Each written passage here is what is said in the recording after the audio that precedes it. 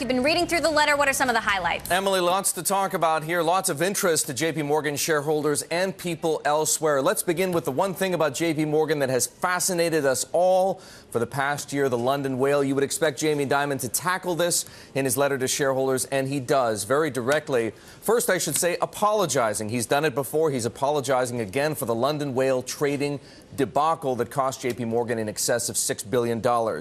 But here's a direct quote from Jamie Dimon from the letter to shareholders.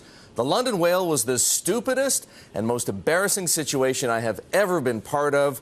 We had a gap in our fortress wall. For a company that prides itself on risk management, this was a real kick in the teeth. Fortress, a key word for J.P. Morgan because Dimon likes to refer to the bank as a fortress with its fortress balance sheet, etc. A couple other points to make about the London whale. He says that J.P. Morgan became complacent and people inside the bank were afraid of conflict, and so they didn't ask hard questions.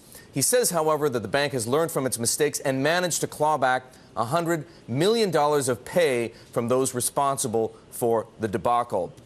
He goes on to talk about some of the regulatory risks and mistakes that J.P. Morgan has made over the past year, Emily. And here's a direct quote from Jamie Dimon.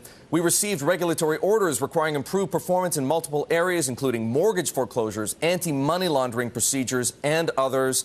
Unfortunately, we expect we will have more of these in the coming months. So that's bad news. If you're a J.P. Morgan shareholder, you want your bank to be complying with all rules, all regulations, and Dimon makes it clear that while J.P. Morgan has made this job number one, compliance, and organizing the bank in such a way that it is aware of and can meet the demands of all the rules out there, it remains a problem for the bank, and we will be hearing from regulators in the future. A couple of other points to make, Emily, on the subject of Europe. He says Europe's making more progress, but everybody needs to be prepared for more potential bad outcomes. Here's something that's going to fascinate you. Cybersecurity. For the first time that I can remember, Jamie Dimon, at the very least in this letter, is making a big deal about the risks posed by cybersecurity, something viewers here on Bloomberg West are very familiar with. He says J.P. Morgan spends approximately $200 million a year already protecting itself from cyber warfare to make sure that client data is safe and secure.